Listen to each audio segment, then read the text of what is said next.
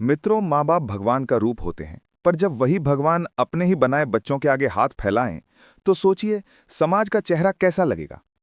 कभी किसी माँ की आंखों में इंतजार देखा है आपने? वो इंतजार जो हर शाम दरवाजे की तरफ देखता है। शायद आज बेटा आएगा, शायद आज उसकी आवाज सुनाई देगी। पर जब वो शायद कभी हकीकत नहीं बनता, तब बुढ़ापा किसी कैद से कम नहीं लगता। दोस्तों, आज जो कहानी मैं आपको सुनाने जा रहा हूं, वो सिर्फ एक कहानी नहीं, बल्कि हजारों माँ बाप के अधूरे सपनों की सच्चाई है। एक ऐसे पिता की जिसने अपने बच्चों के लिए हर सुख त्याग दिया, और एक ऐसी माँ की जिसने आंखों में आंसू छिपाकर मुस्कुराना सीख लिया। पर जब वही बच्चे बड़े होकर माँ बाप की जगह पैसे को चुन लें, तो इंसान बूढ़ा नहीं, अंदर से टूट जाता है। आइए सुनिए मास्टर हरिदत्त जी और सावित्री देवी की वो दर्द भरी दास्तान, जो हर उस औलाद के लिए आईना है जो अपने माता पिता को भूल चुकी है। हरिदत्त जी एक सरकारी स्कूल में अध्यापक थे। सादा जीवन, ऊंचे विचार, यही उनका जीवन मंत्र था। पत्नी सावित्री देवी गृहिणी थीं, कोमल दिल की, धार्मिक स्वभाव वाली।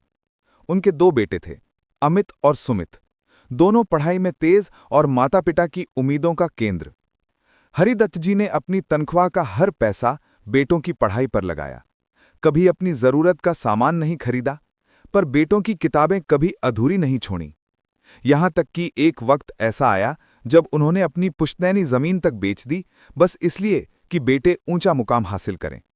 वक्त बीता, बेटों ने खूब नाम कमाया। एक डॉक्टर बना, दूसरा इंजीनियर। दोनों को विदेश में नौकरी मिल गई। माता पिता गर्व से फूले नहीं समाते थे। हरिदत्त जी जब लोगों से कहते, मेरे बेटे अब विदेश में हैं, तो उनके चेहरे पर चमक आ जाती थी। लेकिन वो नहीं जानते थे कि ये दूरी एक दिन रिश्तों की दीवार बन जाएगी। समय बीतता गया। दोनों बेटे विदेश में सेटल हो गए। वहीं शादियां की, वहीं बच्चे हुए। शुरुआत में फोन आते थे, फिर हफ्ते में एक बार, फिर महीने में एक बार, और फिर सिर्फ त्योहारों पर औपचारिक बधाई। हरिदत्त जी और सावित्री देवी धीरे धीरे उम्र की सीढ़ियां उतरते गए। शरीर कमजोर होने लगा, पर इंतजार कभी कमजोर नहीं पड़ा। वो हर दिन दरवाजे की ओर देखते, शायद आज बेटों का पत्र आए या कॉल। एक दिन हरिदत्त जी ने बड़े बेटे को फोन किया, बेटा, अब हम बहुत बूढ़े हो गए हैं। तेरी मां की तबीयत भी ठीक नहीं रहती। कभी छुट्टी लेकर आ जा, तुम्हें देखे बहुत दिन हो गए। बेटे ने ठंडी आवाज में कहा, पिताजी, यहां काम बहुत है। बच्चों की पढ़ाई, बीवी की नौकरी, सारा शेड्यूल भरा हुआ है। आपको जो भी जरूरत हो पैसे भेज देता हूं। वो पिता कुछ पल चुप रहे, फिर धीमी आवाज में बोले, बेटा, हमें पैसों की नहीं, तेरे साथ की जरूरत है। उसके बाद छोटे बेटे को फोन किया गया। मां बोली, बेटा, तेरा चेहरा देखे बरसों बीत गए हैं, कम से कम कुछ दिन हमारे पास आ जाओ।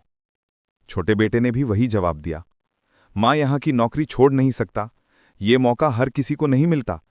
आपको कुछ चाहिए तो बताइए, पैसे भेज दूंगा। मां ने फोन काट दिया और तकिए में मुंह छिपाकर रो पड़ी। थोड़े समय बाद सावित्री देवी को लकवा मार गया। वो चारपाई से उठ नहीं पाती थीं। अब बूढ़े हरिदत्त जी ही उनकी देखभाल करते थे।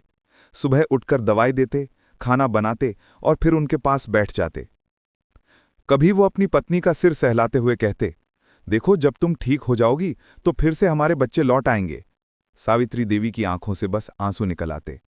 बेटों को खबर दी गई, पर वहां से वही जवाब आया, पिताजी, छुट्टी मिलना मुश्किल है, आप इलाज करवाइए, हम पैसे भेज देते हैं।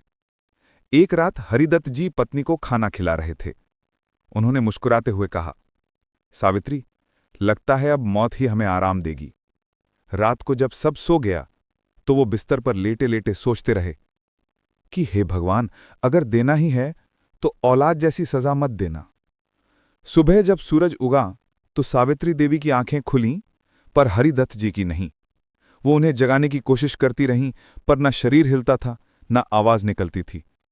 आखिर उन्होंने खुद को चारपाई से गिराकर धीरे धीरे सरकते हुए फोन तक पहुंचने की कोशिश की।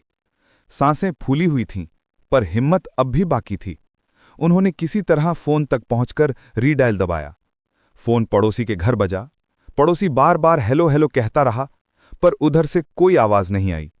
थोड़ी देर बाद वो भी वहीं धरती पर गिर गईं, हमेशा के लिए शांत। सुबह 9 बजे तक जब उनके घर का दरवाजा नहीं खुला, तो पड़ोसी चिंतित हो उठा। कई बार घंटी बजाई, पर कोई जवाब नहीं। अंततः पुलिस को बुलाया गया। दरवाजा तोड़ा गया। अंदर का नजारा देखकर सबकी आंखें भर आईं। हरिदत्त जी चारपाई पर थे और सावित्री देवी जमीन पर पड़ी थीं। उनके पास फोन का रिसीवर खुला हुआ था। पुलिस ने पड़ोसी से कहा कि परिवार को खबर दे दो। जब बेटे को फोन किया गया तो उसने सोचे बिना कहा, पिताजी, अगर मां की तबीयत फिर खराब है तो डॉक्टर को दिखा लीजिए, पैसे भेज दूंगा। पड़ोसी बोला, बेटा, अब पैसे की जरूरत नहीं। तेरे माँ बाप अब इस दुनिया में नहीं हैं और अब उन्हें न दवा चाहिए न धन, बस तेरा प्यार चाहिए था जो तूने कभी नहीं दिया। बेटा चुप हो गया, पर अब कुछ कहने को बचा भी नहीं था। पड़ोसियों ने मिलकर दोनों का अंतिम संस्कार किया। दोनों बेटों ने आने की बात कही, पर लोगों ने मना कर दिया। जब जिंदा थे तब नहीं आए, अब मरने के बाद क्या करोगे? दोस्तों, ऐसी औलाद सबसे बड़ा शाप होती है। माँ बाप जो बच्चों को सिर पर बिठाकर रखते हैं, अगर वही बच्चे बुढ़ापे में उनसे मुंह मोड़ लें तो वो औलाद नहीं, बस एक रिश्ता नाम का बोझ होती है। याद रखिए, विदेश की नौकरी, पैसा या रुतबा माँ बाप के आशीर्वाद से बड़ा नहीं होता। अगर औलाद अपने संस्कारों से दूर हो जाए तो वो कितना भी अमीर क्यों ना हो, अंदर से गरीब ही रहती है। माँ बाप भगवान का जीवंत रूप हैं। माँ सृजन है, पिता सहारा। जो इनका सम्मान करता है उसे ईश्वर खुद सम्मान देता है। हे प्रभु, मौत दे देना, पर ऐसी औलाद किसी को मत देना।